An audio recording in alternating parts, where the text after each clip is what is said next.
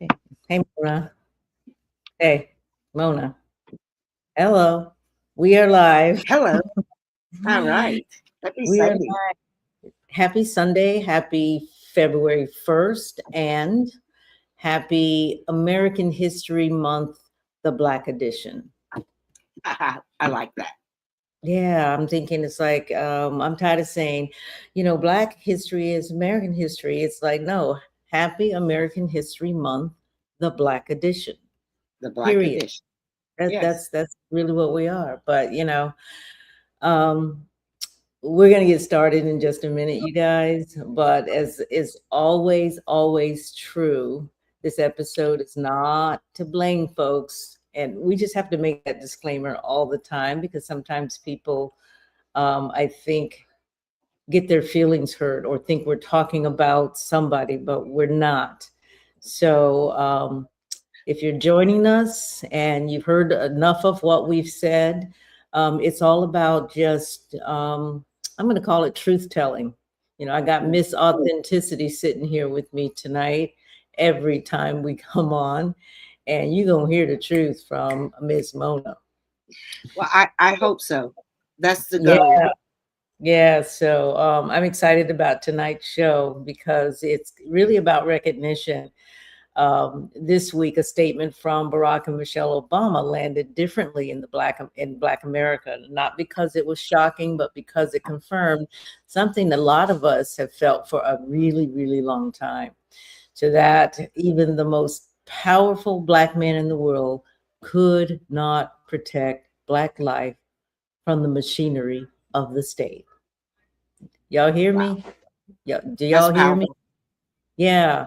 So tonight we're going to talk about what that recognition means, why Minneapolis has become the proof point, and why voting representation and symbolism have never been enough by themselves. Think about that, you guys, because once you see the ceiling, you stop confusing access with power.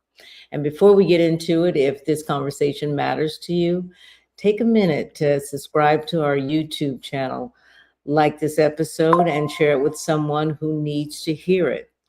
That simple act helps this conversation travel further than the system ever intended. So now I'm going in for the countdown. Here we go.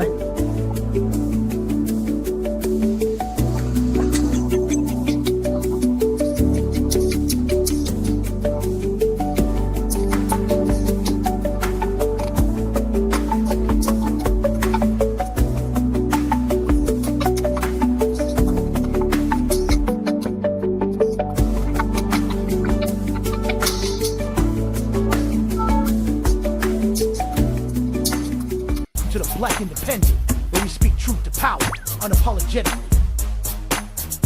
For too long, the black vote has been treated like a given, but we're not property. We're not pawns. We are the descendants of those who built this nation. And now, we're demanding tangibles, not tokenism, because the era of blind loyalty is over. This is the Black Independent. Let's get to work. The Black Independent. Let's get to work. Let's get to work. It is time. Once again, here we go. There we go. What's on your mind tonight? Well, tonight's conversation is going to feel a little bit uncomfortable because we're going to be talking about somebody that so many of us love. But it's, I think it's necessary. But this is not an indictment of the Barack Obama or his administration. It's not revisionist history, and it's not about tearing down one of the most significant political figures of our time. It's about understanding power, y'all. That's what, Mona, you like to say a lot, that we're probably some of the most immature voters ever, because the Black vote, we I don't know, we struggle to even get out to vote because they try to keep us away from it so much. And We're the just fact not that mature. We're not mature. we just Uh-huh. started voting. The fact that we're late to the game. Yeah, it's like we're late to the game. So y'all, it's really about understanding power and not just voting Yes. for the sake of voting, but really understanding what's going on, who actually has the power and how it operates, and where its limits are. There are people out there that you think are in power that really have no power at all. So when Barack and Michelle released their statement this week, was it this week, last week? Last week. Well, maybe it It's was, running it was, together. yeah, today is Sunday. That's Mhm. right. We're in a new week. Yeah, the new Yeah, week. we're in a new week. So many people expected anger, backlash, or disappointment. What Black America felt instead, I think, was recognition that what we asked for during the Obama's presidency, moral clarity, was constrained by the role itself. I mean, he couldn't do a lot, or he didn't do a lot, or he wouldn't Or do he a lot. could do a lot. We're going to talk about that. He We're going to could talk do a about lot, but he didn't. Yes. we're gonna talk about that. That's why I had to like pause a little bit to say, okay, because Mona's got some thoughts on that. Not by a lack of care, I think, but by the system the presidency sits inside. And that recognition matters, especially in a moment like this. Because while we're still debating language, Minneapolis is debating survival. Come on with it. People are no longer waiting for investigation. They just calling it right there on the spot. They're no longer trusting body cameras, and they are using words like execution because faith and accountability pretty much has collapsed. And that's what ties tonight's two segments together. So we got two segments tonight, Mona. So in the first half, we're unpacking what Obama's statement reveals about the presidency, the system, and why clarity so often comes after power is gone. You notice that? People leave office and all of a sudden they can see what we see. They get a little brave.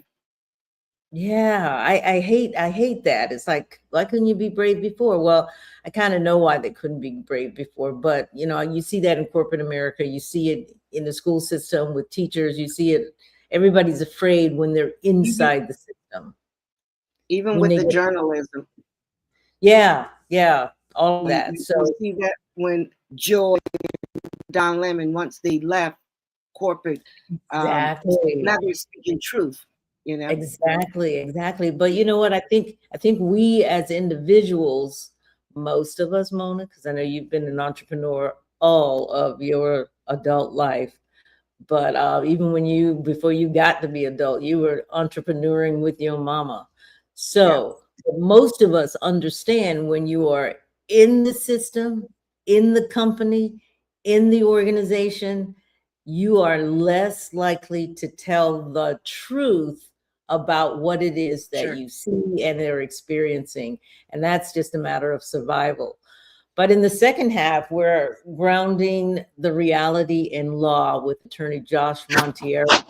That's going to be pretty exciting. I can't wait to actually meet him. I got to speak with him last week. But we're going to examine how accountability works when the federal force is involved and why public pressure often matters more than legal merit. The episode isn't meant to depress you, not at all, guys. It's meant to sharpen you. Remember, we got to become mature voters because once you understand that representation doesn't equal protection, you stop waiting to be saved by the symbols. And y'all watch for the symbols. The symbols are everywhere, and you could get caught up in those symbols and miss whatever it is you need to do to save yourself or your family or even your community. So you start asking a more dangerous question. If the system is bigger than any one office holder, where does our real power actually live? Huh. That's kind of crazy. But you know what, Mona? Before we get into that,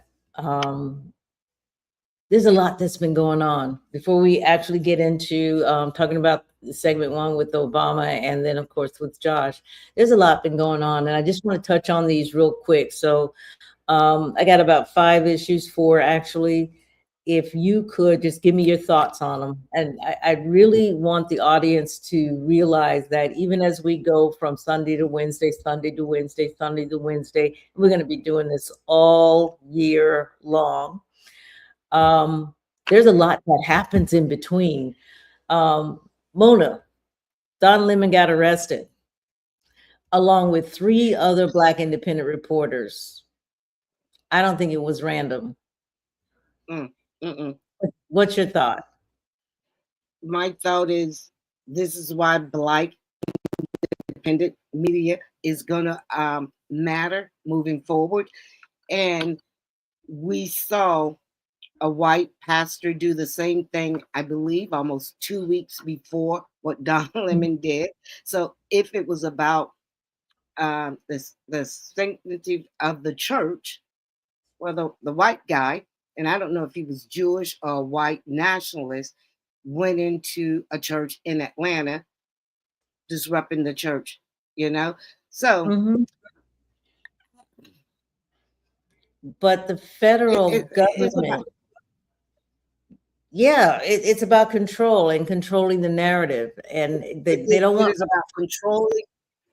Right. It's about who's going to have power, who say they will have power, and you know, and a law that none of us probably was aware of, the KKK lynching law. Now we know it's bullshit. They got out really quick, but it was the hassle of. Yeah, they want to hassle. They want to scare. They want to hassle. They want to scare. Right. Time's up. Topic 2. Nicki Minaj and the so-called gold Trump card. Looks like she is running in Trump circles like she's been there the whole time. What is going on there? Well, it is as if the Trump administration, maybe not the Trump administration, but the white people, right? When white society hand us our leaders, there's a problem. Yeah. Especially when they come from entertainment, we need to slow down and ask a question. Who benefits? Who is benefiting from her? Because we're certainly not benefiting. A gold card from Donald Trump is what? Isn't delegation to who? I'm just going to say we have revoked her black card. Period. Her black card is revoked. That to me is she's looking for something. One could be citizenship because she's certainly not an American citizen, and the other could be, I understand her brother is being looked at for pedophilia or something like that, child molestation charges or something. So she's looking for something, and she knows the only way she can get it is through Trump. There will be no other way to get it. So we get power back. She's out. And what we have to do is stop confusing fame with leadership. We can enjoy the music, we can enjoy the art, but we can't outsource our political future to these celebrities because they come at a cost. And it often is not for our benefit, unfortunately.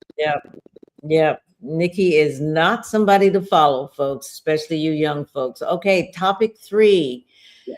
Jasmine Crockett versus Brandon Tallarico. They had a debate last week, and I got to tell you, I watched it, and she knocked it out of the park. She won that debate. Everything that I read tells me she won that debate, right? She was confident. She was up on all of the issues. She was herself. She was forceful. She did everything she needed to do and just won the debate hands down. Now, the poll afterwards had him up 9 points. What Why is you that think? about? Why it's a litmus test? Why do you think that is? Yeah, I Yes, think because that anybody who could hear, not see, who could hear, who could hear? understood Yeah. understood that she was the most qualified. Yes. It's sad because here's where I'm at. I no longer want to vote for people just because they're black, right? But I do Exactly. not want to vote for someone because you don't like something about her blackness, because she can't come and be herself. But now you will use her when it was benefiting you guys. But now you're saying, oh, she's not what America is looking for. Well, Yeah. okay. I think that It's going to be a problem if the Black Caucus don't get behind her 100% and make sure that the Democratic Party get behind her 100%. yeah, I think the Black Caucus, I think the Black organizations, Links, the Divine Nine, they need to get behind her 100%. And if you're not living in Texas, you need to be sending your $25 or whatever it is that you have to send to her campaign. Winning that seat is big, not just for Americans in general, but for Black America, because Black America Mm-hmm. needs to send a very different kind of candidate into these races so that we can win, not just the on election night, but for the next 4 years, 6 years, however long they have to stay in. We need to be strategic. Sure. Jasmine is strategic. She is our strategy. It can no longer be those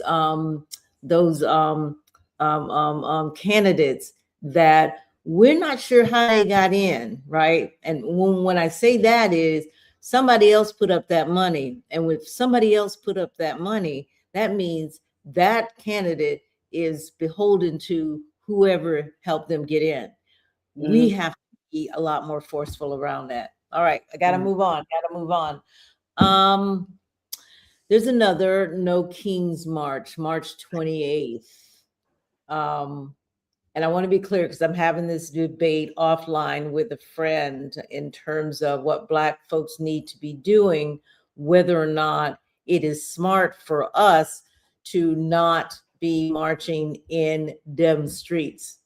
So I March 28th, it's going to be here before you know it. There's going to be a lot of talk about that.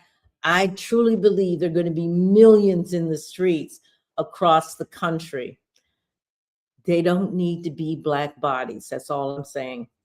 Now, look, Black people have marched, we have bled, organized, and buried too many of our people to keep showing up for movements that don't show up for us. We've done enough of that. So it is other ways that we could Absolutely. organize, um, do a movement, pull your money back. Don't. It's other ways, but going out in the streets, I look at um, the George Floyd Black Lives Matter march. I was in all of that. I was in Mhm, Washington D.C. when we mhm. had our marches. Now, fortunately, nobody got killed, but the way that they treat, I mean, tear gas everywhere all day, it was just Mm, awful. girl. Okay? And what did we get? Did we get um, the George Floyd bill? No. Yeah, we haven't gotten anything. And I I think remember saying to myself, that will be the last time, because a couple of we were there for the weekend. A couple of times mhm, it was downright scary that I would put mm. my life on the line like that. Yeah, yeah, yeah. It is pretty Or scary, but for Biden to get in the office and say, well, jeepers, guys, I'm trying. I'm reaching close to y'all, guys. well, all I want to say is to my Black brothers and sisters and to my white brothers and sisters, you need to be out in those streets. To Sure. my white brothers and sisters, it is necessary that if anything is going to block what is happening to the United States right now, it is white folks, because if it works, many of you will benefit. And they need to see that you are against or you are rejecting what they are proposing. But some of you who think you will benefit will not. And you're already seeing that as you go out in protest. The case in point of Good and Pretty. This administration and those who are backing them are for themselves, not you. And for our Black brothers and sisters, you must stay out of those streets. You just, this is not our fight. Our fight is in support, in the background. We have to move differently. Our fight is also to begin planning what the new America brings to the Black community. And if we sit back and wait for others to plan it, then we're losing. So we need to understand and focus on the economic blackout boycott and do that like nobody's business. That's $1.8 trillion we're spending every year. And we also need to be thinking about what happens next after all the dust settles. And if we're not doing that, I don't know what we're doing. But anyway, that's all the time we have for some quick issues that I thought we needed to kind of cover before we got into our actual discussion. So we're going to have to come up with a topic for that. I think we should open up like a firing session. 5 minutes, 10 minutes. I like that. Yep. I do too. So y'all, I'm going to give it to you for the first topic segment. Well, we're going to start off. Can you play the first Obama video for me? All right. I'm hoping that I am on that one. I think you got it. Yeah, I do. But here we go. Now, former President Barack Obama has been busy online whipping up hysteria and moral panic about the Trump administration's deportation program. But let's not forget, he was very much in favor of such policies and passionately defended them when he was in power. In fact, he defended the right of a country to deport every single person there illegally. This is Obama during his first term. Ultimately, our nation, like all nations, has the right and obligation to control its borders and set laws for residency and citizenship. And no matter how decent they are, no matter their reasons, the 11 million who broke these laws should be held accountable.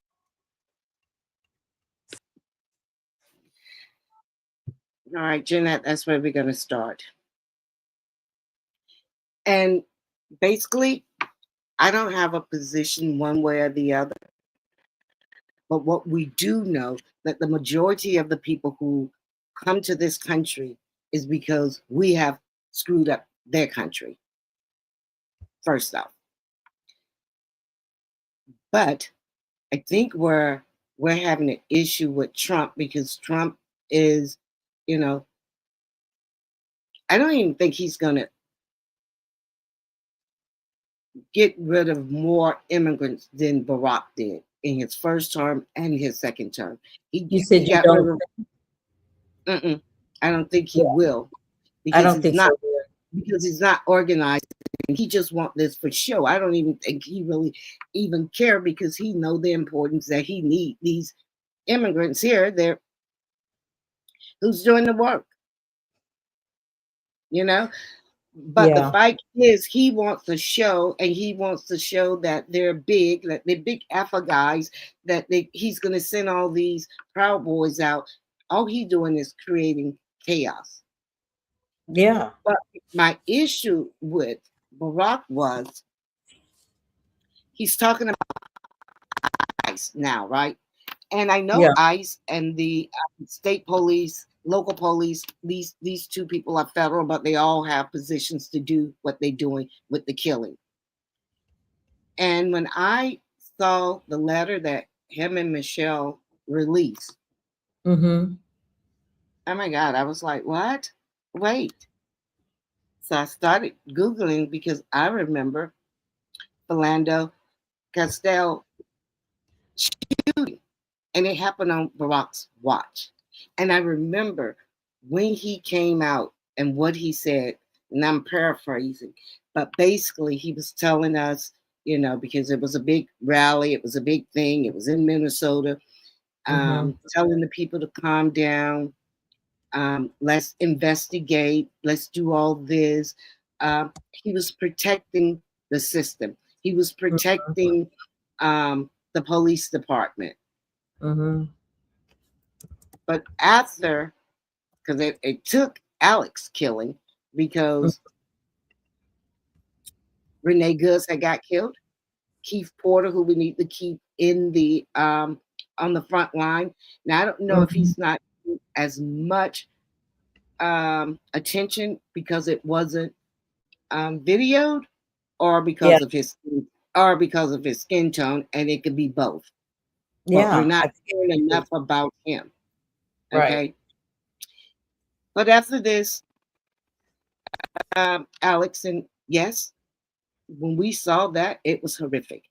It was horrific, particularly when you break it down frame by frame. Once that officer took the gun, walked away, another officer got behind him, and it just looked like he executed him in the head, just shot him in the Yeah. back of the head.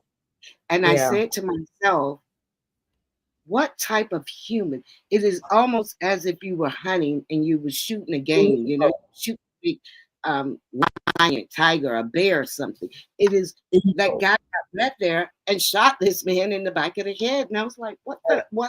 Evil. They are evil. I don't know where they come from in terms of, when they applied. Some say there's some Proud Boys in there, and some say the KKK is in there, and what have you. But there's a certain type of evil, and they're not necessarily hiring to screen these people out. It's as if they're screening them in, and their job is to That's the become qualification. they're becoming the state police for the Trump administration to carry out whatever it is, and they're claiming immunity. I think that what's her name, Pam Bondi, said that don't worry, you guys have immunity. WTF, right? Yeah. That, Yeah. and see that alone. And this is why we know. I remember, I think when Jane Castor was running for mayor, and I don't remember if it was the first term or the second time, and we were talking about some bad apples in the police department. And she said to me, yes, we know there's bad apples in the police department. I said, and you gonna just let them stay? She says nothing they could do. And I don't remember, I'm not gonna say that she said that was nothing they could do. But the fact that there is bad apples in it, and you're gonna because we know when we buy a bag of apples, and when one rotten, if we don't take it out immediately, it's gonna affect other ones. Yeah, but hiring and firing in the government has traditionally been very difficult. So it is hard to weed out the bad apples or the bad employees. She says they know. Well, do You you know know them. You know the bad employees, the bad apple, the bad whatever. You know them. You heard what the hell? You can't fire somebody who's bad. You can't fire somebody who legally broke the law. It has been to who breaks the law. Yes, you can. Yes, those are the ones I'm talking about. The ones that that are doing stuff, coming into the Black area, District 5, doing stuff that that is against your rules. Yeah. And but not one time, multiple times. That might be against the rules, but it may not be against your rules. And you have to look at what is happening here and what's the intent and what does it take. Do you remember that movie Training Day with Denzel? that was my introduction to, well, damn. It was like, y'all just do anything and They you could get just, away with it. And it's the name of the game. And they close their eyes to whatever they do to get to whatever end they're trying to meet. That was amazing to me because he was he was horrible, but it was a good he movie. was a bad But MF. He was a bad MF, huh? yeah, So, he was, but it was, that's how it, I truly believe that America works with a whole lot of those type of people in place, whether it's domestic or international. Those people are let loose on society. but here's the problem with that, and here's where I have that at. Because those actors could act that way with certain groups of the society and wouldn't dare do it with someone else. But that's the So whole I thing. don't, That's the thing. They're supposed to act that way with certain groups of society. That's what, yeah, to keep them and in line. that's why we have the problem we have, and Of this is course. why I have a problem um, with the system itself, because what I realized under Obama and what I'm becoming to realize, that the president doesn't sit above the system, although we do see this a little different with Trump, because he is sitting above the system. We have never seen anyone openly do the stuff that Trump is doing. I'm not saying that the other ones didn't do it, but it was behind the scene. It was quiet. We found this out years after. Just the amount of money and deals that he's making personally, he's benefiting off. You're not even Yeah, supposed to be benefiting off, but he's doing it openly. And the yeah, other stuff that he's doing openly, but they sit inside of the system. yeah. And it's got to be the people down. It's got to be us telling Mhm. the Black caucus, Oh, Black voters, that we are no longer going to continue to vote for people who are just going to go along. We want people who are going to disrupt this system, who's going to change and fight for what it is that we need. Because it appears that everybody is just going along to get along, and we are the ones losing. okay, but that's traditionally the way things have been. Yeah. That once you get into the system and you kind of see how big, how awful, how interconnected the system is, where the little man probably doesn't have any idea. And I'm that little man out there that I'm going to do my vote and I'm going to just be, I'm going to be, I'm going to really impact what is happening in America. Well, the one thing we got out of the Trump administration was we got to see behind the curtain. And Yeah. we're realizing that we are really bad people on the world stage, not just here in America, against maybe underserved groups, against Black people, but there's a lot that goes on that it makes it feel like, damned if you do, damned if you don't. That it's we've never been able to put the right politician in place. Tell me when Black people as a group have put in a politician in place that they could say, that's our politician and they're going to carry our water. When has that happened? Who? Well, I would say that probably James Claiborne should have been that politician, but he did not. And now what we realize is that all these people are funded by APAC, and they're carrying their water. It's the money that drives, and Black folks don't have money. Collectively, we can't afford politicians. And even if we could put a few dollars in, we're going to get outbidded by somebody else. And all of a sudden we think they're doing our bidding, but they're not. They're only placating us. And I think that I've realized that with the current, when we saw Cori Bush and Jamal Bowman Yeah. take a stand, and they were told, don't take this stand, because if you take this stand, we're coming for you. And what happened? They came for them and they were out. It's it made me realize that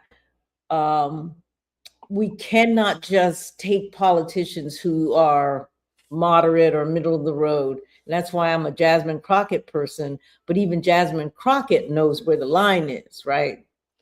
And so sometimes you got to say, but we have to start having the conversations. We have to have real conversations with our politicians. And I don't think we're having real conversations yet in terms of what's important to us, because we're too much ourselves. I mean, if I say, okay, we're going to go talk to Jasmine Crockett about reparations when she comes to town, because that's important to us. And if she supports that, then I'm all for it. She gets out there and she's talking to the larger constituent, because now she's looking at statewide Texas, let's say.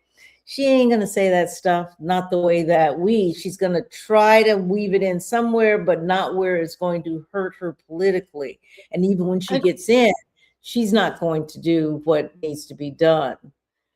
Even Jasmine Crockett. But here's the problem with the Jamal Bowman and Cori Bush, and where I say that we're immature, because how are we going to let the white man come in and tell us who's best for us? And when we have already seen what they were doing in office, but we don't follow politics like that. We don't do our own research. And so they bring in, and what we have to do, I don't think money is good to have, but the people vote, not the money. That's interesting. When they brought in this preacher to run against, I think the preacher ran against Jamal Baldwin, we should have ate him up. People should have been on his church, and the people in his church should have been out of his church, and they should have demanded that he not run against this guy, because now you're going to be a puppet for Israel. We didn't understand. And that's what it is. But we didn't understand the game that was being run on. Right. So now that we do, because that's why I say we were immature. We're getting to be a little bit better now. We're teenagers. We ain't quite grown yet. We're teenagers now. So yeah, and but I'm still fighting with people that are our friends, in terms of, do we go out in the streets or don't we? We don't go out in the streets. Well, why don't we go out in the streets? Because if we go out in the streets, we're going to be the target. We're going to be the example. They're waiting for us. Well, they've always been waiting no, they haven't always been waiting for us, but they are definitely ready for us now, because now he's got a state police who also know where they're going to send you when they do, you know what I'm saying? So it's kind of like we're still arguing as if we cannot see what is happening, or we cannot strategize in a very different way that's more unexpected for the Black community rather than what's expected. And I truly believe that you had Douglas, you had MLK, who didn't necessarily do what Douglas did, and then you have Malcolm X, who did not necessarily do what MLK did. And you have to find the right strategy with the technology of the day to figure out, how do we move? And we haven't done that yet. And some are saying, let's just do what we've always done, and we cannot do that. Well, on your point, I'm saying, and I'm thinking, and I'm looking back over the people who have led us to this point. I'm realizing election alone don't dismantle this system. And I don't understand how they haven't figured this out yet. Institutions are designed for continuity, not morality, and accountability is only applied to selective, So I don't understand how we haven't figured that out and changed course. It is the people, not only us voting, but demanding and keeping the pressure on the politicians. That is the only way that's going to change this system. But we'll get in, and the Democrats will say, okay, wait, it's not time yet. Wait, let's give them 2 more years. Well, if we give them, if they don't do what they're supposed to do the first 2 years, well, what always happens? The next 2 years, they don't have the House and the Senate, so they can't get shit done anyway. Yeah, No. but the Democrats, politicians have never led a movement. They've never No. led anything. The push has always been from the outside. So that means that's us. That's us deciding what and how that push will happen over the next 8, 9 months. What are we going to do to pressure and push where it makes the difference? And I love the No Kings March. I think they need to do that, because I think that the only reason white people are even doing it is because we have moved out of the way. And now they're starting to feel some of what we have experienced. So they're feeling a need to get out in the streets. If we were out in the streets, we would have become the whole subject matter, and no movement would have happened. So that movement is great. I want to see it grow. I want millions and millions and millions of people on March 28th to be in those streets, but I don't want them to be Black. I think Black people need to do a very different movement, and that movement has to be economic. You got 1.8 trillion, give or take, because the numbers fluctuate between 5 and 8. So you got 1.8 trillion in spending power. You've got a Black infrastructure that is extremely weak, which you can say, well, we're going back to spending and keeping our dollars within. We need a movement that's created amongst the people that then pressures the corporations, and it pressures the politicians to pay attention and to listen to you. But marching in the streets is not going to be it. You're going to be made the example. Absolutely. So our next guests have came in backstage. You want to move into the next? Yes, we can. Why don't you go ahead and do your introductions? Huh? Well, yeah, you want to move forward? Okay. Yeah, I don't have a closing for this one necessarily. So it's like, I don't have a closing for this, except to say to the audience, Barack and Michelle Obama just pretty much said what we already knew. And that is, or that we have learned at least in the last 10 years, that politicians being in the presidency doesn't mean that you have a lot of power. And that was clear in the Obama presidency. But people, instead of realizing, because even in corporate America, when I was in corporate America, just because I was at the top doesn't mean I had a whole lot of power. I still had to do what I had to do to stay in that position. I didn't have a lot of power to help a lot of the people at the lower echelons that looked like me. I would make suggestions, here's what you should do, but I also had to have the corporate speak. Same thing in politics as well. And we have to realize that, as you said before, and I kind of didn't go with you on it, but I think you're right, the power is in the people, but it's the collective people. And Black people are notorious for not being collective. Obama didn't really gain traction among Black people first. He gained traction among white people before Black people. So we have to figure out who is our leader, who are we going to support, and support that person and give them the power. Trump has power because he figured out how to capture the base. You see what I'm saying? That he did.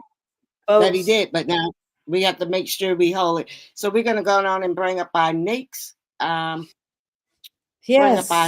Bring up our guest. Josh Montiero.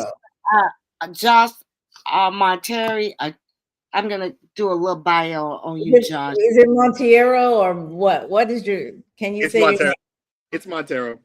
Montero. Yeah. See, neither one of us was saying it right.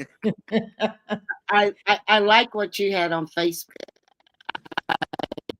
I pulled your little bio up, and it got attorney by day, Newt by creed, vet for life, and a gym rat.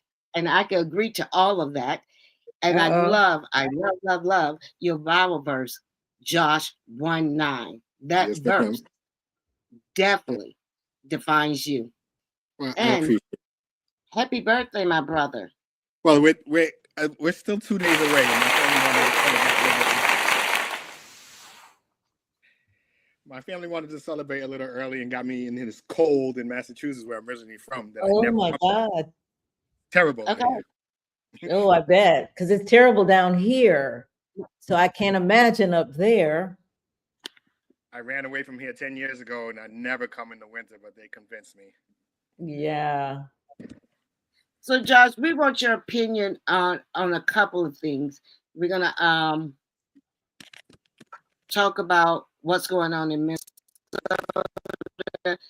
So much stuff has happened since we were supposed to do this on Wednesday. Don Lemon, of course, you know, was arrested with 4 other Black journalists. But I first want to play the video of this. I don't know if you saw this white gentleman inside of a church almost 2 weeks before what they did in Atlanta, Georgia. Jeanette, can you play? You can go ahead and. I got it. I'll bring it up. Yeah, I was going to say, I think you have it. Obey him to the best that I can. And I know that holiness is still right. And I know there's a church that claims to be a. So this, I said I was gonna, because you're an attorney, try not to curse too much. MF think he could walk up into a Black church and preach. Yes. What's the difference? It's clear what the difference is. Political agenda, right? And Don Lemon did not boycott, orchestrate it. He was reporting on it. We're living in a society that we have a president who he seeks out political enemies or anybody. Not, I don't even call them enemies. People who speak out against him, he's going to target them, and that's what he's doing. But that's the difference. Plain and simple. Yes. All right. So, from a legal standpoint, what does execution style killing actually mean, and why does that language matter? Well, to me, the execution style actually goes back to my military experience, right? 29 years in the military, combats. When I think execution style, you know, when you have a combatant on the battlefield, it's usually from a distance, right? And you're battling an enemy. But when you get somebody that close, that the way we saw Mr. Petrie attacked and then shot in the back of his head as he was on his knees, that gives you mafia movie vibes. Absolutely. Right? That's what it felt like. These are, gangsters executing somebody, not law enforcement. And you know, when I saw that, you know, when you see it all together, but I saw on your page where frame by frame was put out, and you could see the one guy who, because they kept saying he had a gun. I was like, well, how did you know he had a gun? How did you know? Because he wasn't walking around with the gun. So they probably assumed that they all probably carrying gun. It is an open carry state, right? Yeah, I think he was carrying it, but in his, how in the waist thing, and they're jostling him around so they can, whether they can see. I mean, they were all around him, so they could see it. He pulls the gun out and then takes it out to the side, and then they're shooting him. And he walks away. He walks away with the gun, and you got him down on his hands and knees. And it's 5 guys. I think they were not trained and caught up in the moment, and the adrenaline's going, and they just started shooting. How many times? 8? I don't know. So 10, and you don't have to be trained. You're just a human being. You don't have to be trained. I know not to shoot a freaking guy in the back of his head, and he's on his hands and knees. What say you, Josh? Exactly. Again, calling both my legal and military mind, seeing that video, if that's something I did, in Iraq, where people were Right. trying Wow. to blow it up, right? I had literally people that I thought and one may have a bomb on them. If I had done what you've seen in that video, and my unit had done what you've seen, every single one of us would be right now on the way out of Iraq, back to Germany, back to Fort Leavenworth. Wow. Because there's so India. much wrong with how they operated. And the thing, what I said in when I watched the video over and over again is they attacked this man. You're right, as they're scuffling, they notice he has the gun. Somebody takes out the gun. If you slow it down even further, the training comes into key because the man who took the gun is the first one to fire because he was carrying the gun improperly. So that gun goes off that he took off the man because you see him kind of jump and then run off. That scared everybody else because they heard a gunfire and they knew it's not my gun, and they started shooting. Oh, that's what happened. I did not know that. And then another step to all that training is So that's you saying that's what triggered the other ICE agents to start firing. And then so now you have lack of training because somebody takes away a gun who doesn't know how to hold it properly, how we're trained to hold a gun that you don't know. If it's my gun and I have it unloaded, I still don't put my finger in the trigger. But definitely if I'm taking a gun from somebody else, I'm not putting my finger in the trigger because I don't know what state it's in. But then you have a bunch of men surrounding this person who are in close proximity to each other who just start firing. And that tells you anybody who's been in any kind of military, any kind of police force training, these men are not trained. Because what could you have done? You could have shot one of your own. If I say I'm searching this man, he has a bomb on him in that moment. We all yell and everybody backs up and one person takes the shot. Not 10 shots going. Everybody's shooting. Right. But I did not know that when the guy took the gun from Freddie, that the gun went off. It did. But Jeanette, watch the video again, slow it down. I'm gonna have to do that. Watch the video. You'll see him. He has the gun in his hand, and he kind of has this little jump and starts running because it's his gun that went off, or Freddie's gun that he took. And even there's another video where he's dead, and the officers are looking for the gun. Where's the gun? Where's the gun? It's not there anymore because your boy took it. Idiot. Josh, even means all a gun carriers, even before they became ICE agents. So even a gun owner, I'm not a gun owner, but I know how to handle a gun. Yes, and if I'm picking up a gun, I am not putting my finger on the trigger because we don't know if there's a bullet inside of the thing. And this idiot. So do you think he did it maybe on purpose? No, lack of training. Because I can't see him being that stupid. I can't see him being that stupid. You have these ICE people who have joined ICE who have a lack of any prior military or any prior law enforcement training. They're putting them through like 6 weeks of training, supposedly, and they're sending them out in the streets with and then you see the way they operate there's no unity. There's no real command. They're just running around. Each person, there's nobody in charge. And that's the problem. Like you have all these people, and then why is one guy in one different uniform, another guy in a different uniform? Like, who are you people? And that's why they hide their faces too. And that's the question. Who are you people? And you see the same Keystone Cop type behavior with Renee Good and the way that went off. Was also demonstrating a lack of training, a lack of leadership, a lack of structure. All of that is missing in all of those interactions. That's crazy. Killings, excuse me. So what do you think? Why do you think they're trying to slow it down now? Because you didn't see this kind of action probably from Renee Good, even Keith Porter. Are you familiar with that case as well? Yes, ma'am. Versus this guy. And do you think they're going to push this new narrative that's coming out?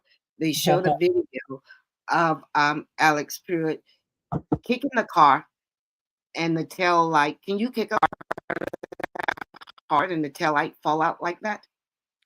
A week before.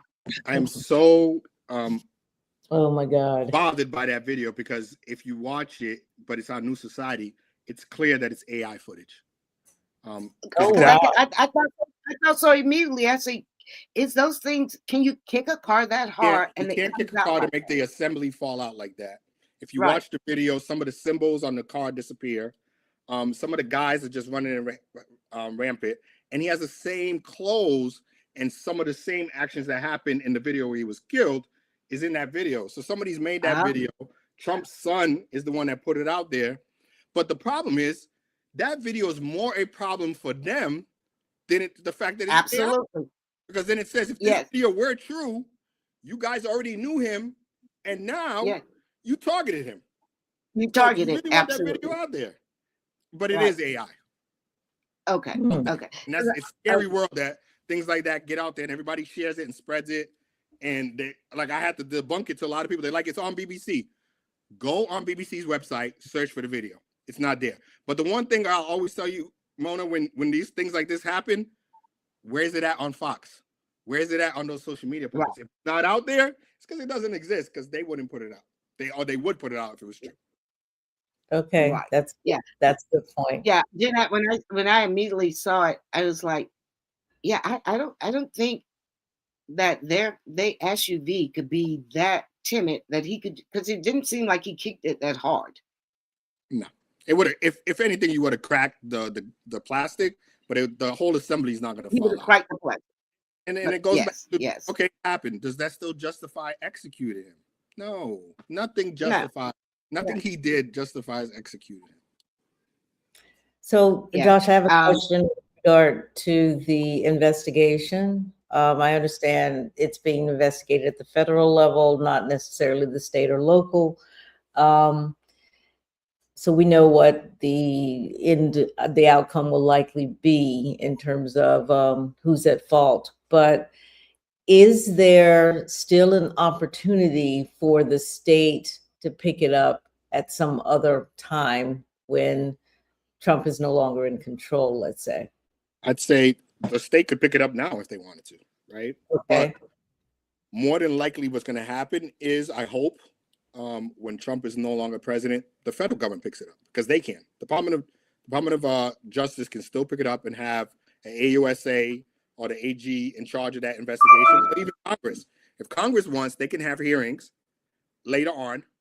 Much like they did with, I don't want to say, I think the Nuremberg trials, where they brought all of the people from Germany to trial, but Congress won't bring them to trial. They'll have hearings, and then that'll be reported to DOJ. Because I put it on Facebook. What's the statute of limitations for murder? There isn't one.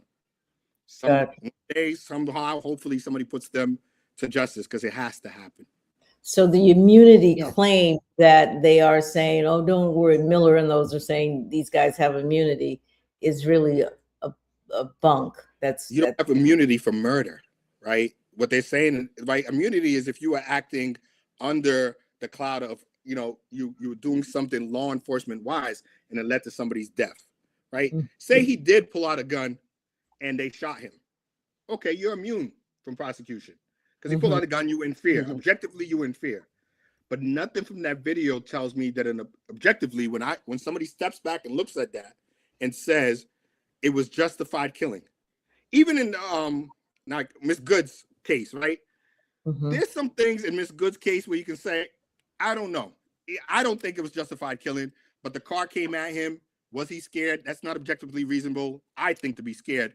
But subjectively, he could have been scared. But in Petrie case, there is no way, the way that shot went off, that anybody was scared of him and you needed to shoot him in the back of his head. That's not how this works. So that's the part that gets the immunity taken out, is he wasn't fighting you. He wasn't turning towards you. He wasn't engaging you. Didn't have the gun in his hand. So why did you feel you were in fear enough to shoot him? So if you're not in fear enough to shoot him, immunity out the window, you're going to get prosecuted eventually. But just let me ask you this, and this is what I always have an issue with. I think it was 5 or 6 officers trying to hold this one man down. You're trying to tell me 5 or 6 people can't control and subdue this one guy? How is that impossible? And I may ruffle some feathers with this one, but that's an issue I always have with law enforcement in general, and even some in the military. I think one of the biggest reasons why we have a lot of shootings, whether it be brown, black, or white now, is that you have a bunch of people in these forces that are out of shape, that are afraid to fight. You never fought a fight. I was telling my son the other day, you know, as growing up, I got my butt whipped a lot. And the next day I might have caught him. And the next day I might have got whipped again. But one thing I don't have a fear is fighting, because I know, like, at the end of the day, it's a fight. These people are out of shape, have never been in a fight. You give them a gun and they reach for the gun immediately instead of trying to stop the person. Because, yeah, say he was fighting, you know, and I told a cop from Polk County the other day, and I don't like Polk County. Anytime I have a person of our color arrested in Polk County, they usually tag them up. When I say tag them up, eyes closed, face beaten in or whatever, and they get charged with resisting with a violence. They get a battery on law enforcement and everything. But you know what they are? They're alive. They beat them down, but they're alive. And so when you're afraid to fight, that's why you get these deaths. I don't understand, because when I was looking at it, I'm like, you guys can't control his hands, put him in handcuffs. Can't do it. They're not trained. They're not trained, and they can't fight. So they don't know how to subdue somebody. Basic military training teaches you how to subdue somebody. They used to tell us, they'd be like, we teach you enough to get your butt whipped, but if somebody doesn't know how to fight, you can subdue them. Right. Yeah, that's why I say that these men's, and particularly white men's, because that's the majority, they are beta men's. They whips. I'm just sorry, because the first thing gonna come to your mind is to shoot this man in the back of his head like you out on a hunting game. It was horrific.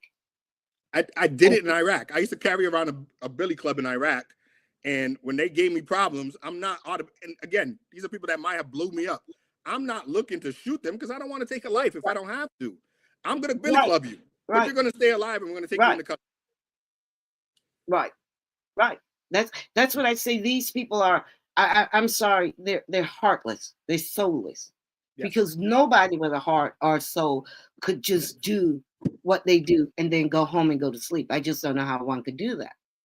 So to your point of heartless and soulless, we're looking at a population of people who are joining ICE for whatever reason, whether it's for the $50,000 bonus and whatever else. They're joining ICE, but they're also pretty darn pissed at you people, Black folks, right?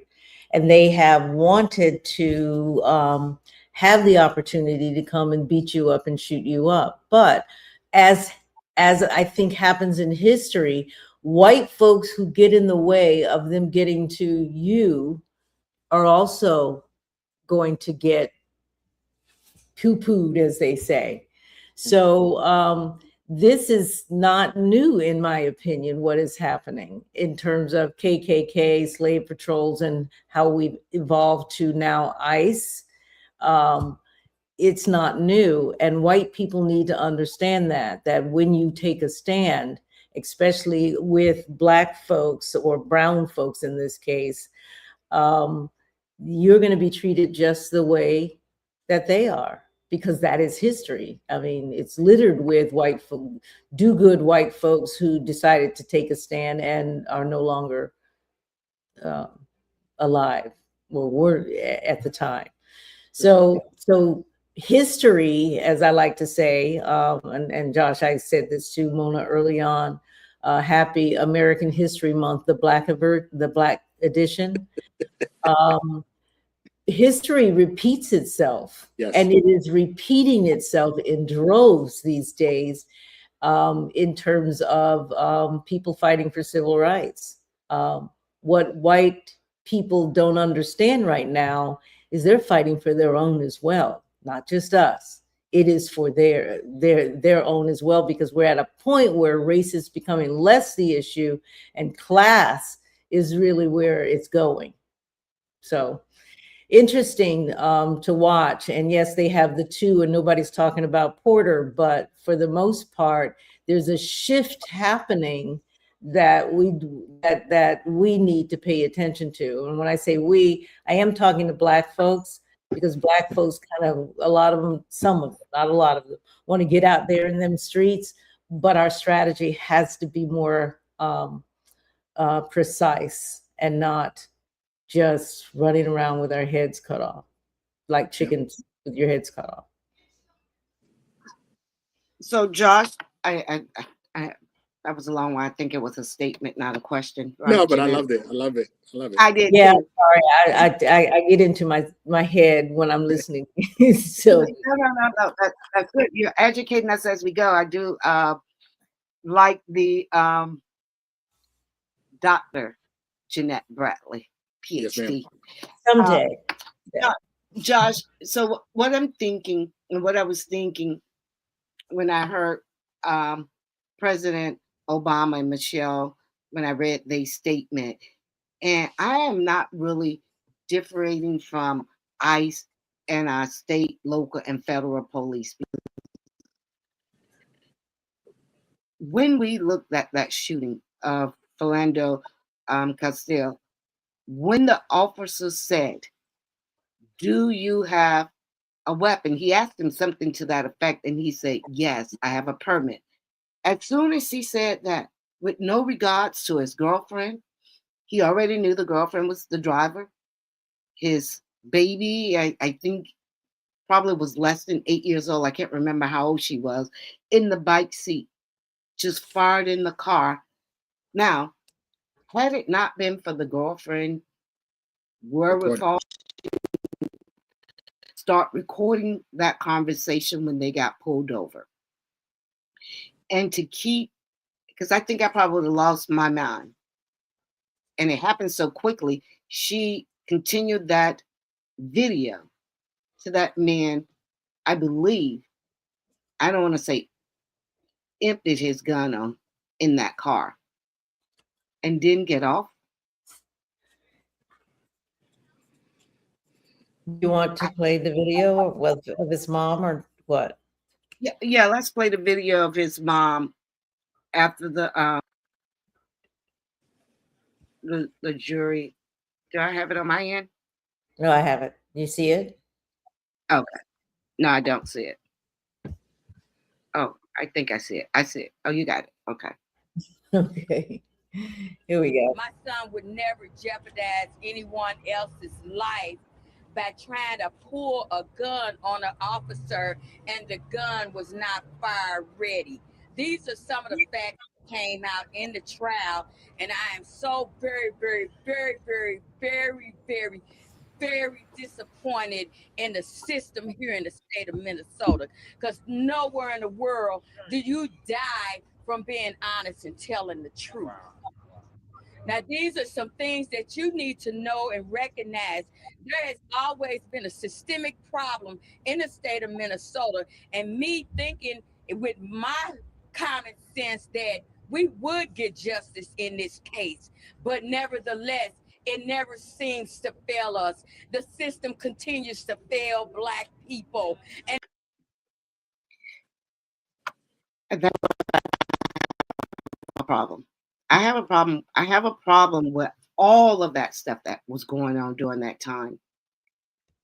And I'm gonna bring you in a little politics, because I don't know what President Obama could have done to kind of change some of this, because it has not stopped for us. We still will be having police killing. They're only having all of this ICE killing because Trump decided to do it this way, bring it to the street, do it harsh. Because if he wants to gather up all the illegal immigrants, that could be done. It's been done. And it could be done when Obama did it, Biden did it, everybody has done it without all of this killing, with all of this hoopla. And tell me what you think about what was the Bambino guy, the guy he just that was over ICE that he just.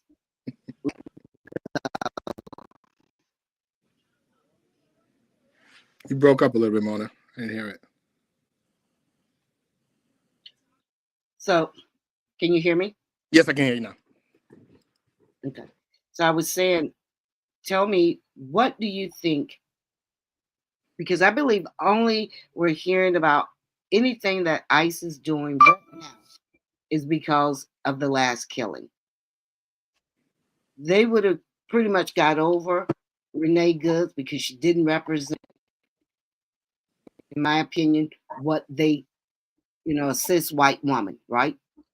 It was that killing probably was going to be okay. But when they killed the last guy, Alex,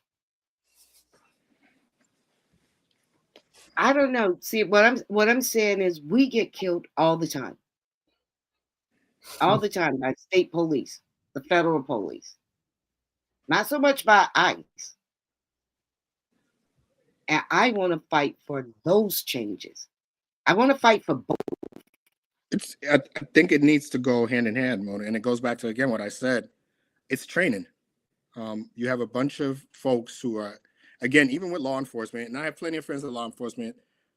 They don't have enough training.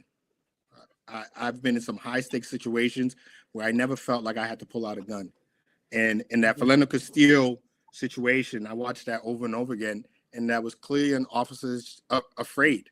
That wasn't even a race thing with him because I believe he was either Latino or Asian. That was an officer who has a lack of training. And when your first thought is I have a gun. You guys say that. How much training do you need? He could plainly see that the guy didn't have the gun in his hand.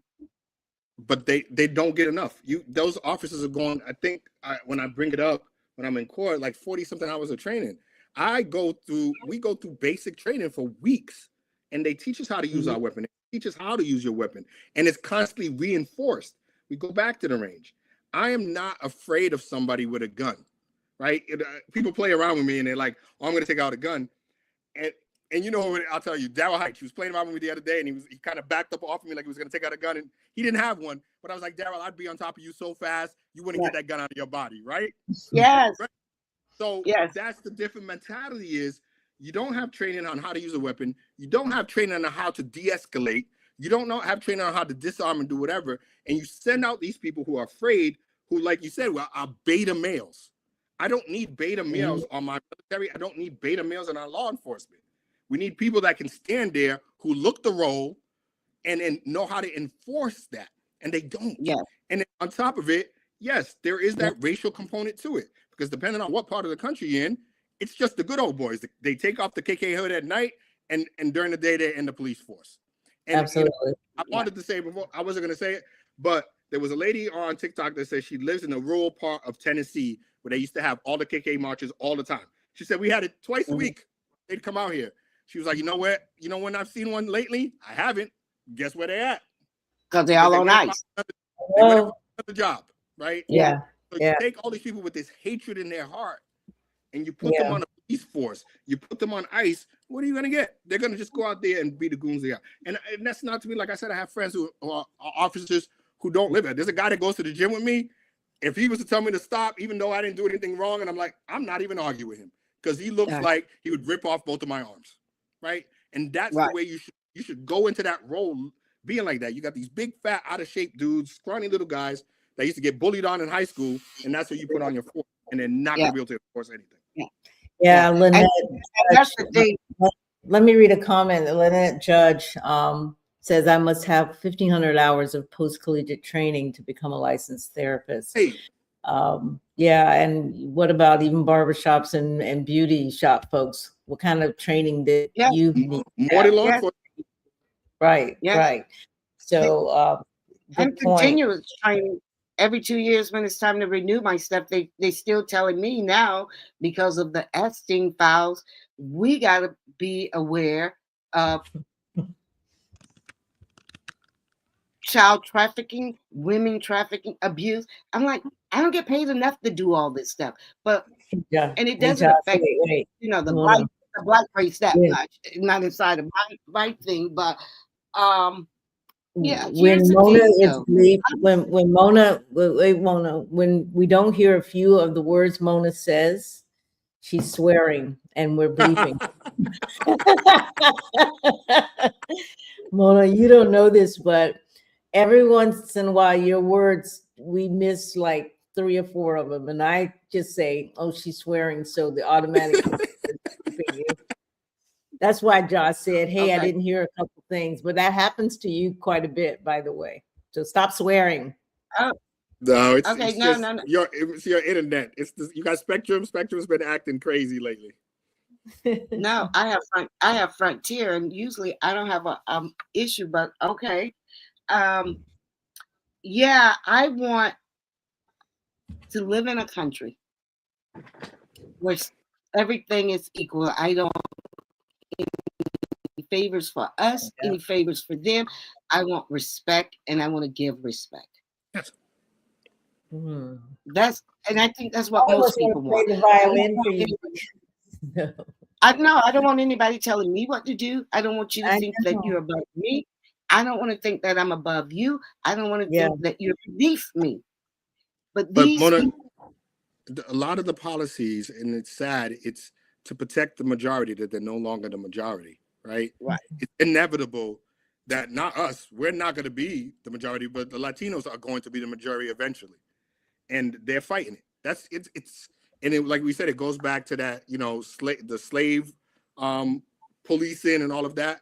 But they're trying to protect the majority. That's what it comes across. Like these, if you really were targeting illegal aliens that were committing crimes, you wouldn't be going to schools, you wouldn't be going to hospitals, you wouldn't be going to the courthouse where they're trying to go through the process and getting them. right, Just think that they're taking your jobs. They've put in your mind into taking your jobs. Where you went back right, to, the reason why the white folks are jumping on now is, yeah, they've seen themselves killed.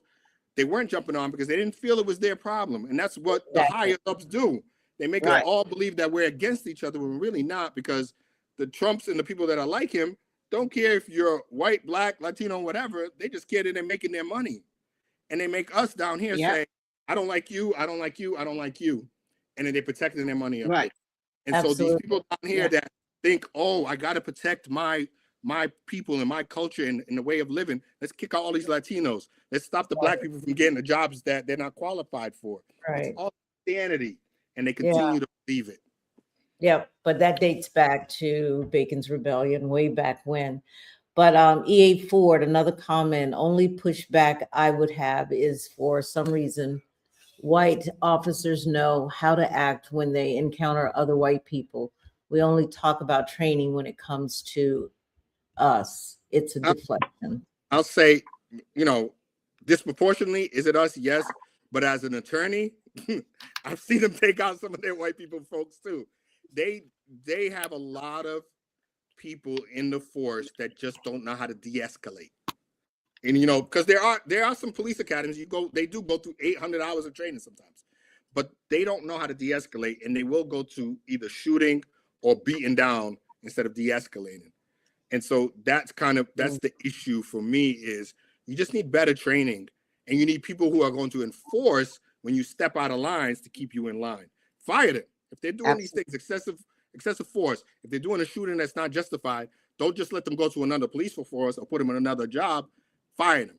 Make an example of them. Start taking those people out, and people got to talk up their fellow officers that see these things and don't say anything a problem to. Well, Hakeem Jeffries, like here in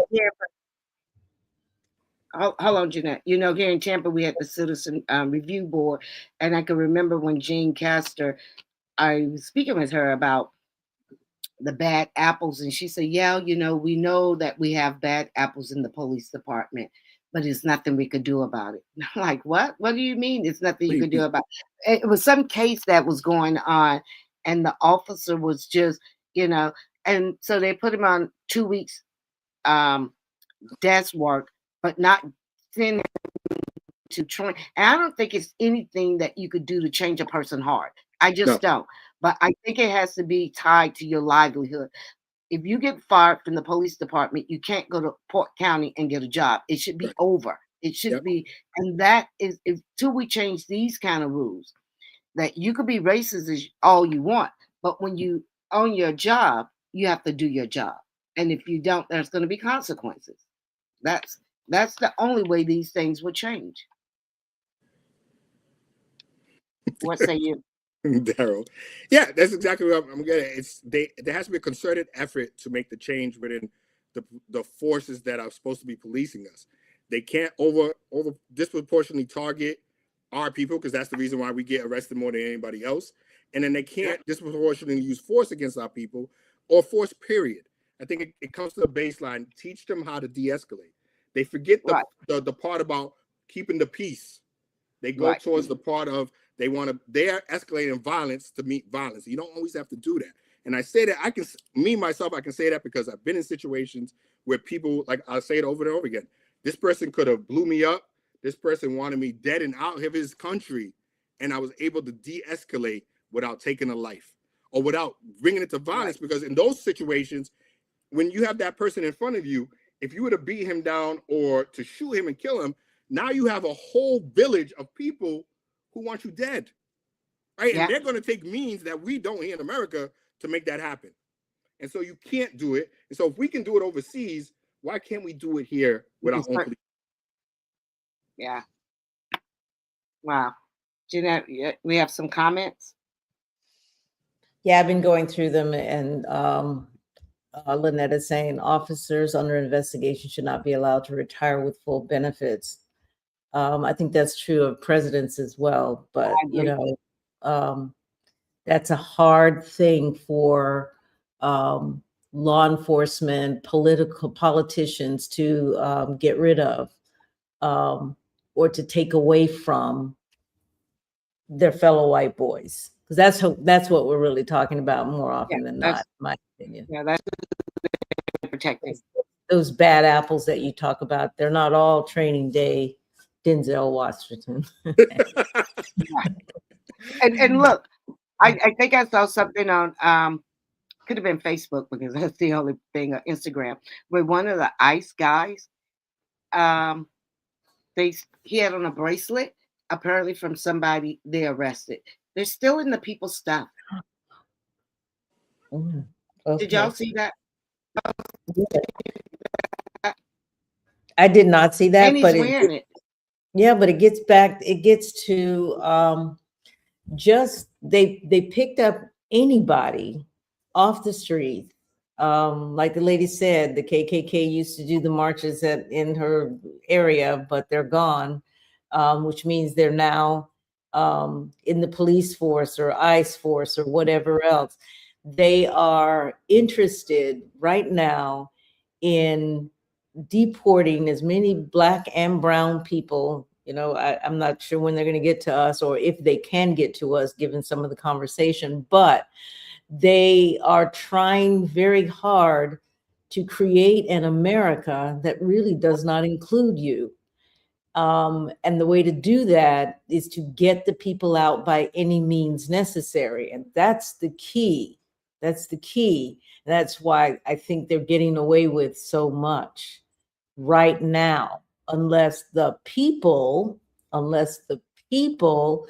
actually does something to turn this around. Without the people actually doing something, and I don't want to sound like panicky and whatever else, because I truly believe Black people, you need to do something other than what we've done in the past. It's got to be different, because they're ready for you. They need you to do whatever we have done in the past, so that he can call martial. What is it, martial? I want to say martial arts, martial law. Yes, they want to do that so they can suspend the election, and the way to do that basically is Black folks. Yeah, to get Black folks out there in them streets, and because they know that we're going to fight. I'm not sure what white people are going to do at this point, at this moment. I think they're slowly but surely getting in there. And I said that from the moment Trump came into office. I said, nobody's going to care until it starts to affect them individually. And that's why, Mona has said it, Candy has said it, like, Josh, you go out there and you say things all the time. And a lot of my fellow attorneys, they'll see me in the courtroom, they're like, Josh, good for you to say, I can't say it. And I say it because two reasons. One, I hope it resonates with one of those people that I know on my page that accounts to what I say. But two, I want in the future, when it does go down, that I was saying something about it. And that's what it is. So slowly, now you've seen people that look just like you, it happening to you. And that's what's going to change it. And until that happens, it's not going to stop, because we'll get rid of Trump and there'll be a J.D. Vance. Yeah. Right? Thank you. Do it again. But people need to know that. Everybody, I don't want us to win the midterm. I'd rather us not win the midterm, because if we win the midterm, what's going to happen? He's going to get on the Like pulpit and say, I was changing everything. It was great. And the Democrats took over and they stopped everything. And Yeah, what's but all Josh, I don't think we have a choice. I they're don't gonna think no, you know, sometimes you got to let it burn to rebuild. And I agree with that, but I that agree wholeheartedly, oh my Josh. God, Josh, you just made me you made me crazy with that statement. you gotta What? let it burn. Yep, Because I understand the it, burn to rebuild, though. I understand that, and I agree with that. but if you stop it at the midterms, it's not going to affect everybody like we needed to. It's slowly now. It took this time to finally. I hate that I don't want to say we needed to have anybody die, but when there's people who watched that video of that woman die and said that wasn't justified. This is not what I voted for. And the people who are watching Alex die, this is not what I voted for, right? But we know this has been happening forever. Tell the story, right? You have a man who was approached by law enforcement who had a legal firearm, and the law enforcement, without being provoked, shot him dead. Whose story is that? Which story is it? Which story? I'm sorry, I was reading. Who does that story belong to? A man, legal firearm, approached by law enforcement, didn't take out his weapon, and got shot. That belongs to us. That belongs to us. No, that's Alex's story, That's right? our story. Oh, yes. Alex's story, Yes. right? But whose story was it before? You said that was Falanjo's story. Yeah. Same story, but it didn't make it like it did It didn't now. resonate. The only way it's going to resonate, it has to touch everybody. It has to be when that one, though I hate it, but those Latinos for Trump who are now like, oh, yeah, I didn't know I was going to get deported. Oh, yeah, you too. Yeah. Right? I didn't know the lepers were going to eat my face. Right. So that's the problem. And then on top, and I always say, they're like, well, you feed all the immigrants, or why are you so anti-immigration? My parents are both immigrants. One came here legally, one didn't. And at the end of the day, I just want the justice system to work. And so if you're going to deport people, due process. Take them out of where they're at, if they're here legally, put them in court, let them justify whether or not they need to be here, and then send them back to their actual country, not to some penitentiary someplace else. Yeah, but please. The way they're doing it systematically is they're grabbing people out of anywhere, put them in a detention camp, no attorneys. The facilities are horrible. Congress is not even allowed to go in there, and then you're summarily deporting them without any judge to whatever country you want. So if you're Latino or looking like me with a last name that's Latino, how do I get anywhere and say, hey, here's the proof that I'm American? You don't. Yeah. So until it happens to somebody like them, they're not going to feel it. So let it burn. Yeah. Because that's the only way we're going to fix it. Oh my gosh. You keep saying let it burn. Daryl says, read the book Consciousness of a Conservative. The plan is written out in there, and the book was written in the 60s. Ford says this is training for them. They want those voter rolls to start us off. Yep.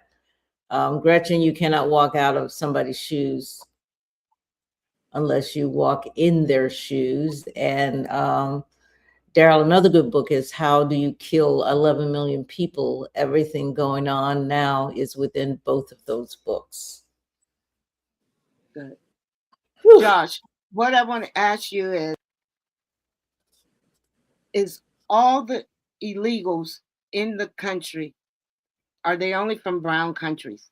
Because I don't see us going after any of these police. Because we know that there are other illegals in this country. Yeah. And this is what I'm talking about. There have been one or two. All of the illegals and all of the criminals, and we know that the black country's got criminals over here as well, then we have to do this thing fair and just. That's all we ask for. Follow the Constitution. If you believe, they believe so much in the Constitution until it's somebody that they don't like, and then the Constitution goes out the window. Yeah, till it don't benefit them. Yeah. But any other time, they want to go straight by the Constitution. That's all I ask for. If you want to deport them, I'd rather you not, because I feel like people come here illegally for opportunity, and that's what the United States promised. And if they're trying to get the American dream, let them get it. What is it going to hurt you? Because it's not hurting them. Anybody. But if you feel like you need to deport them, then do it the right way. Because I've had family that's been deported, and they were bad. My uncle got in trouble. He got deported when I was a young kid and never been back. right? But he committed some crimes, and so he had to go. But then there's some that come here and grind and grind and grind and finally get their citizenship and are perfect.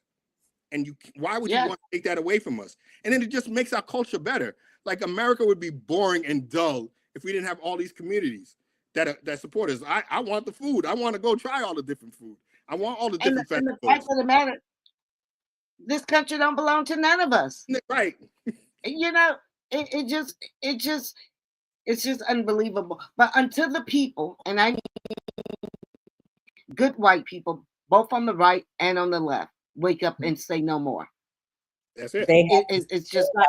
We're gonna continue to do what we're doing. We cannot let the system, the Democratic versus Republic, divide us, and that is what's going on. No. So that is what is going on. But Josh, I kind of feel like I want to have an understanding of why is this happening. You know, so what are the people behind the scenes? What do they see, and what are they trying to move us toward? Right.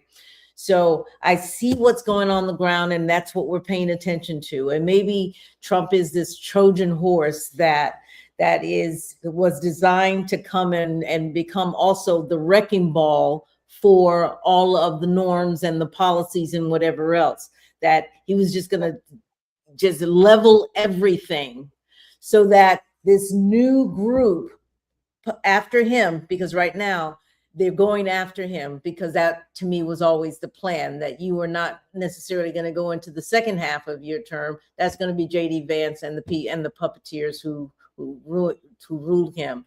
But I kind of feel like this is all by design to get us to a place where it's ruled by the minority white, with whatever Black and brown people who are left. And I'm going into AI now, and robots really will take a lot of the jobs that they're moving us out of now anyway. And I just think they see a future for America that will be very robot intense, where they're not going to need all of these people, and they would prefer it to be white people in control of that. But again, Jenna, it's not just the white. Will it be more predominantly white? Yes. But what's easier to control, right? Fear and chaos. You can control when you have fear and chaos, right? When we're all united, you can't control us. It's still all about the corporate powers. Like, who's making the money? It's the big people that look like Trump, who are Trump, the billionaires. They're making money off of this regime. Even in the detention centers, I know you had a question about the detention centers. Why are they the way they are, and why there's no accountability? Because these are private detention centers. So somebody's making money off of this. All these things that he was done, somebody's making money. Trump has made billions of dollars while he's president. That is correct. Everybody in his regime has made billions of dollars off his presidency. So what do? You spread fear and chaos amongst the poor people who can rise up to go against it, and they'll never get rid of it. Because you need us to unite in order to vote that out.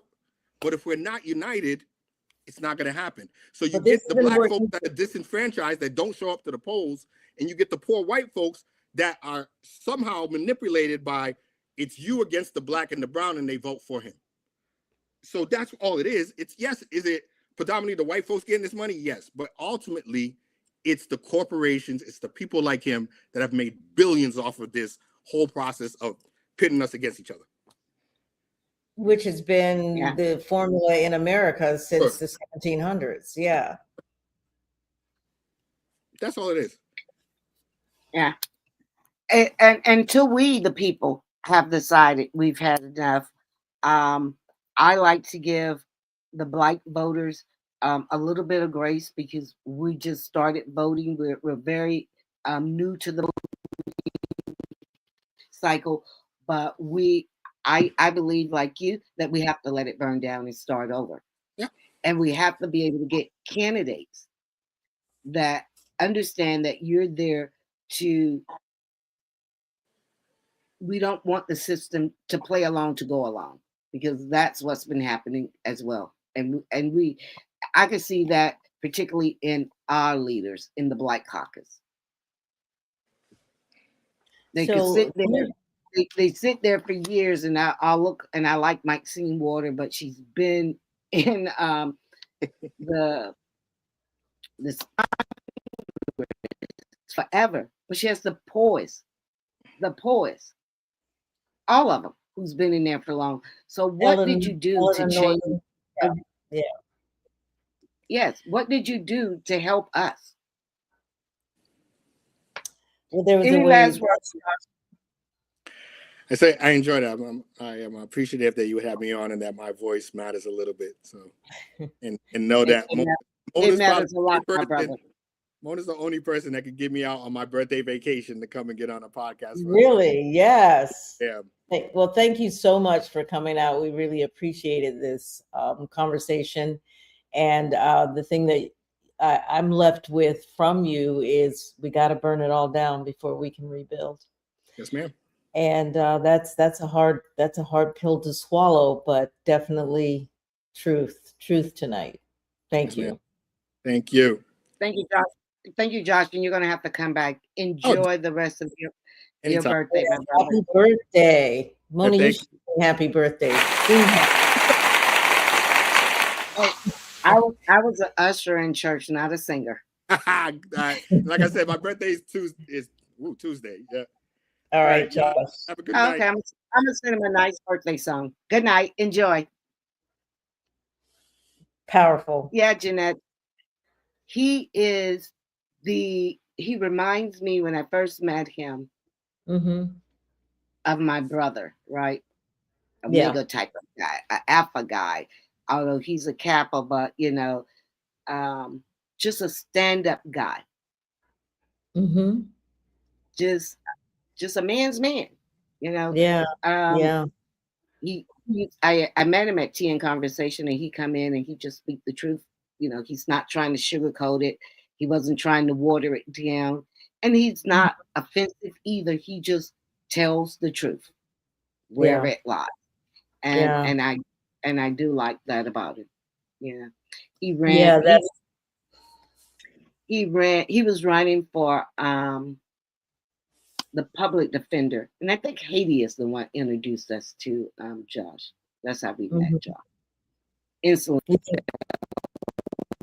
Yeah, he's out of Massachusetts. You said. He said he's out of Mass. I think that's. And how long has he been here in Tampa? About 10 years. I think 8 years. Could be a bit low. What do I say? 10 to 8 years. Yes. Yeah, a real asset, and I'm loving it. Even I see Daryl Hite on here as well, and he's another one. I mean, these are the brothers. These are the brothers we need. Exactly. The first time I met Daryl, the same way. Yeah. The first time I met him. Yeah.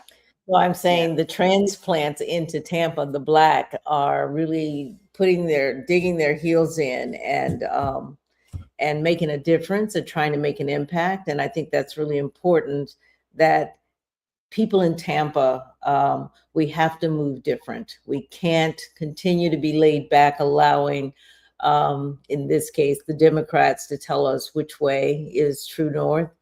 We have to discover that for ourselves. And we're not doing enough of that, I think. But the times we're in now, as good brother Josh said, we got to let it burn down.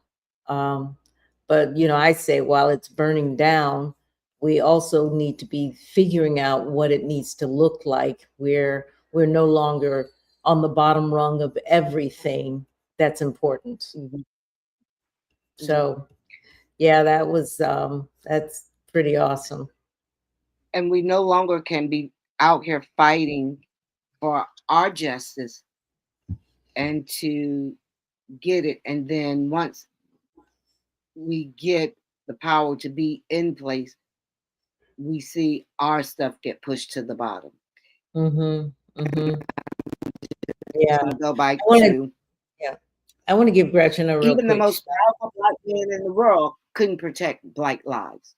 And that's the point, that we made earlier that I think is critical that we understand that Barack Obama did what Barack Obama would do, and I think any Black president would do at this point. Um, the power is in the people, like you said. The power is in us to push them to do what we need them to do. I want to give a shout out to Gretchen Mickler, who is on with us every week. Yeah, every week. Every week, yeah. And she tags a lot of people. And Gretchen, I just want to say to you, thank you so much. And thanks for enjoying the platform. And joy that you are a part of the We Are Black Independent group. Daryl is another that's coming on more frequently. Burn Baby Burn and Earn Baby Earn. I like that. Yeah, he's definitely I think going to be a mover and shaker. He has a conference coming up soon, a women's conference, I think. That I've been sharing it on our page. I've been sharing it on the We Are Black Independent page. I can't speak to it right now, but Daryl, you might want to advertise to let us show that flyer or do something every week. And Daryl also have a podcast that they just started every Monday. I do love that too. It's called The Agenda at 6 o'clock, I believe. I'm watching the news and they on the local news, but you know what they are doing is different than what we are doing.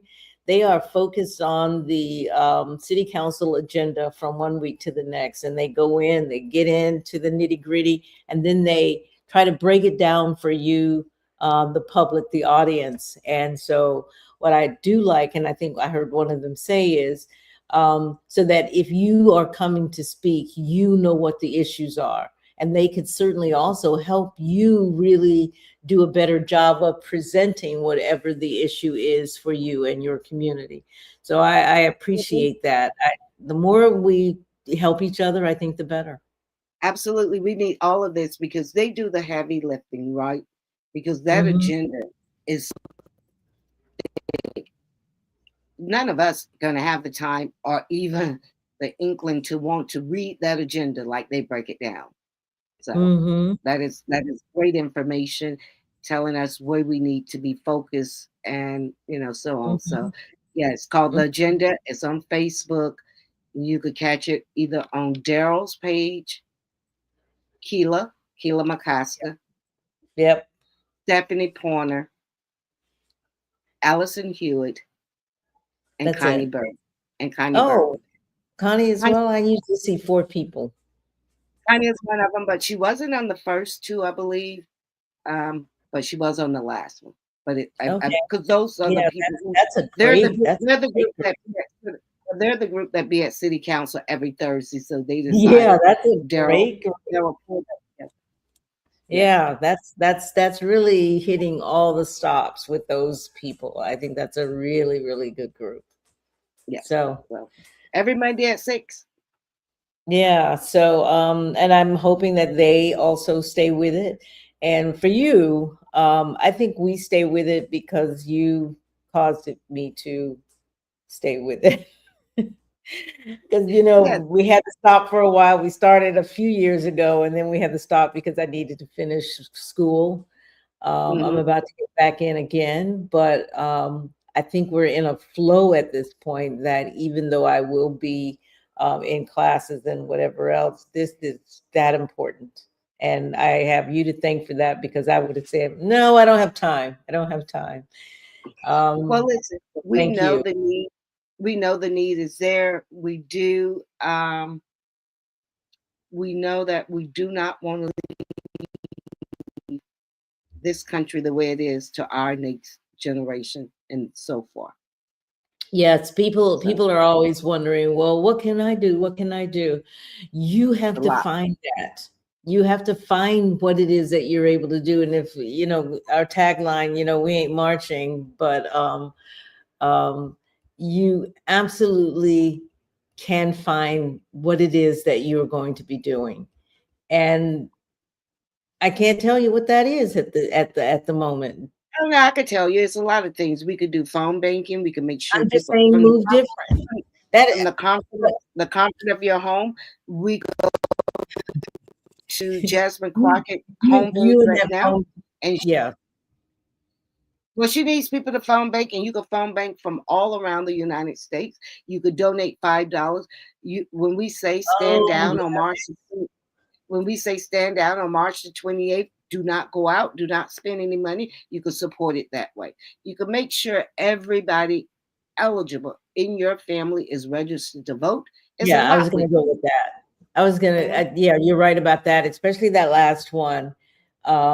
There are 12, let's see, in the last election in terms of eligible voters. We were women, 92% of us voted for Kamala Harris. And for men, it had to be around 78, 80%. Okay. That voted for Kamala Harris. I truly believe that we should be focused on our own folks. Absolutely. And I believe the white population need to focus on their Yeah, own take folks. care of them. Because, Yes. you know, I have a brother who voted 3 times for Trump. Well, we're not doing that anymore. But I'm working on that in a way that he doesn't seem defensive, so that when we get to the midterms, I give him the slate. We have talked about it. Trump isn't on it, but we have talked about it. And I'm going to make sure those votes are in favor of the Black community. And I think we have to start working on our own people, our family, and our friends. That's where the work is. So if you're not doing that, and that's easy. I don't know what to say. And that's pretty easy too. But if all of us did that, come on, we'd be at like 98% women, and I would even venture to get into the 90s with the men if we work on our own folks. I would say the same thing for the white population. Y'all know, yeah, but they know what those conversations are in their homes.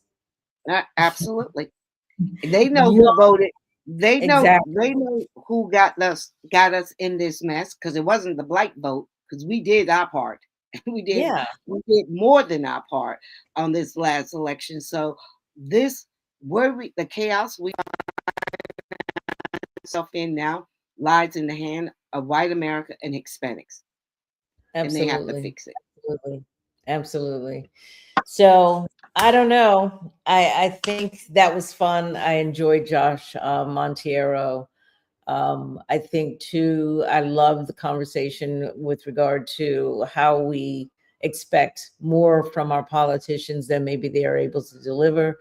The Michelle Barack Obama letter, I think, was important, that we need to understand that if you're not putting those Black politicians in place, you probably have very little control over what they're doing. That's what I think. I forgot to tell Josh to tell us how we could follow him, but do like him on Facebook. Follow him on Facebook. His posts are always interesting. So, I'll make sure I do that. Yes. I will definitely make sure that he's probably all the other platforms, but I am not. So we can follow him. You're not. You are not. I think I'm on Instagram.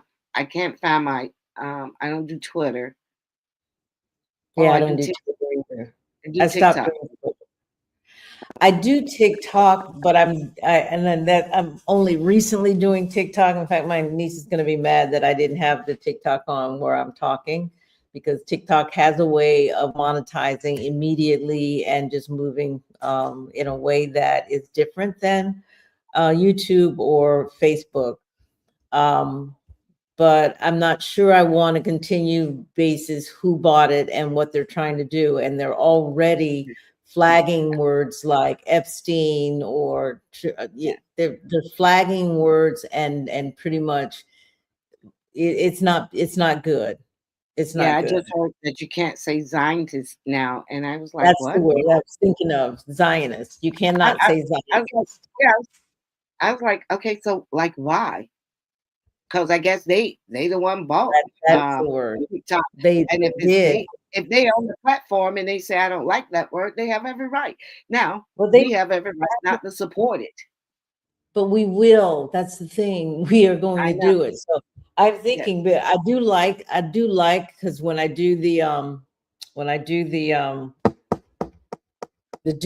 duets or the duets, Mhm. I have to do it through TikTok on my phone. I can't do that on Facebook. It's a little bit different, but I like the way it works on TikTok.